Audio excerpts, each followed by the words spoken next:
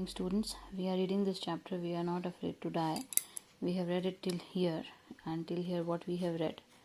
We have read so far that on January 5 and 6 the weather again got worse. On 6th of January it was worse, okay, and on 5th of January it was worse, and narrator was not able to figure out that how he is going to survive in this ship, how he's going to protect everybody and ship also.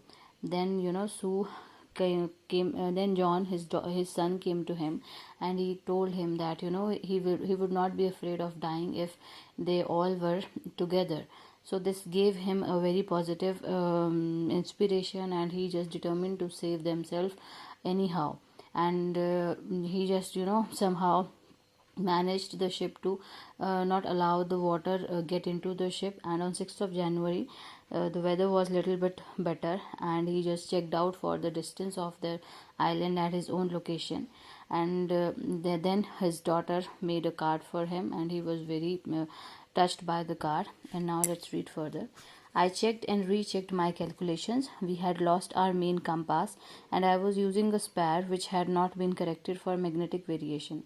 I made an allowance for this and another estimate of the influence of the westerly currents which flow through this part of the Indian Ocean.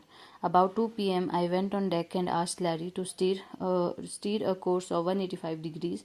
If we were lucky, I told him with a conviction I did not feel, he could expect to see the island about 5 p.m. So what happened? He checked the calculations again. He had done some calculations that how much far that island from their actual distance, but he has lost his main compass which would help him to calculate the exact distance of the that island or their own location. So he was using the spare one, and that spare one was not corrected for the magnetic variations. You know that in sea part there are some magnetic variations where these compass do not work.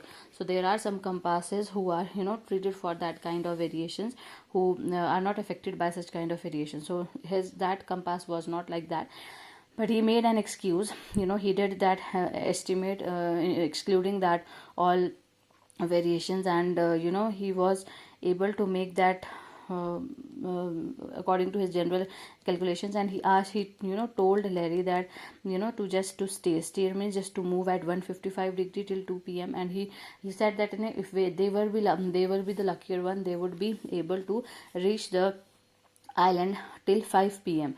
or about 5 p.m. So what happened then with a heavy heart I went below, climbed on my bunk, and amazingly dozed off. When I woke it was 6 p.m. and growing dark. I knew we must have missed the island, and with the sail we had left we couldn't hope to beat back into the westerly winds. At the moment a tousled head appeared by my bunk. Can I have a hug? Jonathan asked. Sue was right behind him. Why am I getting a hug now? I asked. Because you are the best daddy in the whole world and the best captain, my son replied. Not today, Jim, I am afraid. Why, you must be, said Sue in a matter-of-fact voice. You found the island. What? I shouted. It's out there in front of us, they chorused, as big as battleship. I rushed on deck and gazed with relief at the stark outline of Isle Amsterdam. It was only a bleak piece of volcanic rock with little vegetation, the most beautiful island in the world. So what happened? He was not sure that they would be able to reach the island. So he is having a very heavy heart. He was sad, and he just went below. He just climbed his bunk. His bunk means with that bed, and he amazingly means not believingly. Why? Because they are not able to sleep properly, they are not able to have their meal properly because of that weather. So he just dozed off. Okay, he just slept, and he woke up at 6 p.m. and it was growing dark, and he was sure that they have missed the island, and because of that weather, because of that storm, they are not able to just move back to find out the location of that weather. And he could not help anything to do that. But what happened at that moment when he was thinking about all those things? A tousled head means the a mismanaged head, that is his son. He just appeared by his bunk, by his bed. Can I have a hug? His son Jonathan asked him that can I have a hug from you? And his daughter was standing right behind him. and he asked that, why am I getting that hug, because he was sad, he was not able to find island for them. So he's asking. Then John told him that his son, that you're the best daddy of the world, and the best captain. And narrator replied that, I do not think so, not today even, because he thought that, he was not able to find the island for them, he was not able to save them. So then his daughter Sue says that, you must be, you are, and you have found the island. And then he was surprised to to got to know that, yes, they have finally find the island. He asked them again, and then his daughter says that, yes, they have find the island, it is as big as Battleship. So he just get out of his bunk, and he just get out to the window, and he saw that island there. Island's name was Isle Amsterdam. It was just a bleak part, bleak piece, just little bit piece of a volcanic rock, and it's covered with little of vegetation. But that was the most beautiful island for him. Why? Because that was their last hope, to just to stay there for a while, for 1 or 2 days, and to repair their ship, and to bounce back into the river, into the sea, sorry. So that is why that that island was very beautiful for him. Then we anchored offshore for the night, and the next morning all 28 inhabitants of the island cheered as they helped us ashore.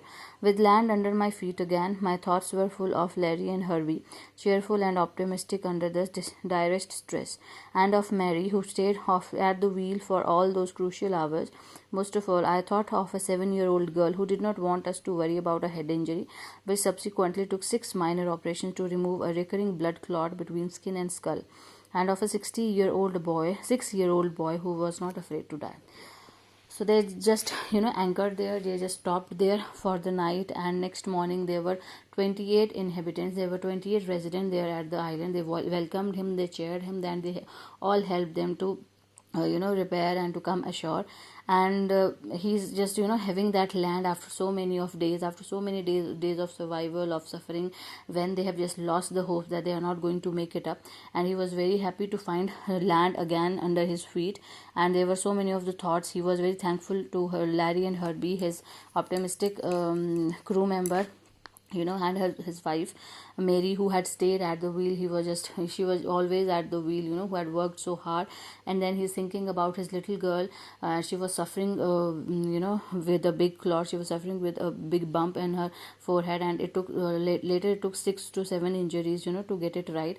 So she was very brave girl, and his 6-year son, he was also very brave, and he was not afraid to die.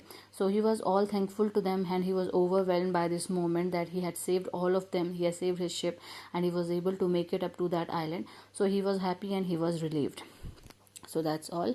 We have finished this chapter till here. Read this whole chapter, read it again, find out the meanings of those all vocabularies of the ship parts. Okay, it will help you to understand the chapter, and then we will do this question part in our next class.